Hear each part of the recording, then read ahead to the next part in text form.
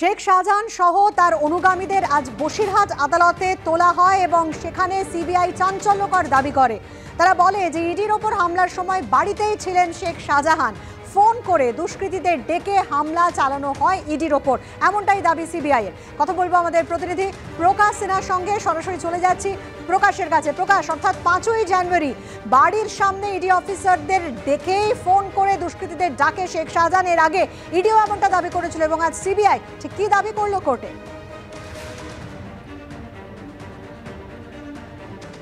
দেখো বৃষ্টি, তুমি জানো এর আগে কিন্তু ইডি তরফে যে লিখিত অভিযোগপত্র জমা করা হয়েছিল সেখানে কিন্তু ইডি তরফে একই দাবি করা হয়েছিল যে তারা কিন্তু তদন্ত করে দেখেছেন যে শেখ শাহজাহান যে সময় ইডি অফিসাররা বাড়ির বাইরে দাঁড়িয়ে রয়েছেন তখন কিন্তু সেই বাড়ির ভেতরে শেখ শাহজাহান ছিলেন এবং ফোন করে দুষ্কৃতীদের তিনি ডাকেন এবং তারপরেই কিন্তু ইডি অফিসারদের উপরে হামলা চালানো হয়।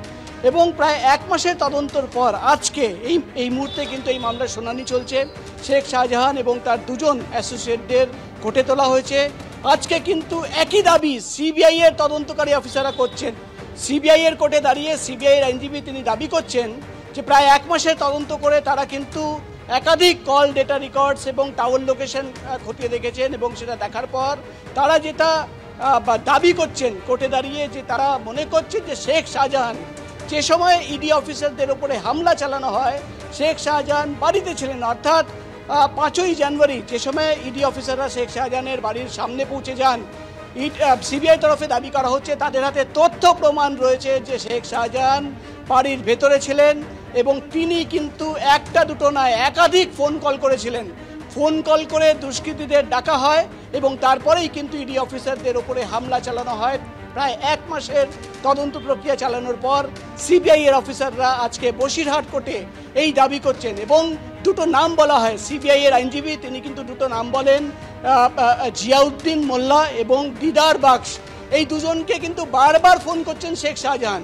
শুধুমাত্র সেই সময় নয়, তিনি যখন তাকে খুঁজে পাওয়া যাচ্ছে না, তোমার মনে থাকবে এই ঘটনার পর তাকে খুঁজে পাওয়া যাচ্ছিল না, সিবিআই তরফে দাবি করা হচ্ছে যে এই যে খুঁজে পাওয়া যাচ্ছে না যে সময় তিনি অ্যাবসকন্ডিং করছেন সেই সময় কিন্তু এই 2 জনকে জিয়াউদ্দিন মোল্লা এবং দিদার বাক্সকে বারবার শেখ শাহজাহান ফোন করেছেন। এবং আমরা দেখতে পারলাম আজকে এই প্রথম সন্দেশখালী কাণ্ডে অর্থাৎ ইডি অফিসারদের উপরে হামলা চালানোর ঘটনায় এই প্রথম 3 জনের গোপন জবানবন্দি রেকর্ড করতে চায় সিবিআই তরফে আবেদন করা হয় যে 3 জনের, একজনের নাম হচ্ছে সুকমল সর্দার, দ্বিতীয় জনের নাম হচ্ছে মেহবুর মোল্লা এবং তৃতীয় ব্যক্তির নাম হচ্ছে শাহাবুদ্দিন মোল্লা। এই 3 জনের গোপন জবানবন্দি রেকর্ড করতে চান সিবিআই এর গোয়েন্দারা। তারা বলছেন কোর্টের কাছে তাদের আবেদন যে তাদের কাছ থেকে গুরুত্বপূর্ণ তথ্য এবং প্রমাণ পাওয়া গেছে, সেই তথ্য এবং প্রমাণ সামনে রেখেই কিন্তু তারা গোপন জবানবন্দি রেকর্ড করতে চান। এখন এই মামলার শুনানি চলছে, আর কিছুক্ষণের মধ্যেই আমরা জানতে পারবো যে কোর্টের নির্দেশ কী হলো। অর্থাৎ আজকে সিবিআই তরফে প্রত্যেকের জামিনের বিরোধিতা করা হয়েছে, তাদের জেলে পাঠানো হোক সিবিআই এর আবেদন। আর কিছুক্ষণের মধ্যেই কিন্তু কোর্টের নির্দেশ আসার পর আমরা জানতে পারবো যে কোর্টের নির্দেশ কি আসলো। বৃষ্টি, ধন্যবাদ প্রকাশ।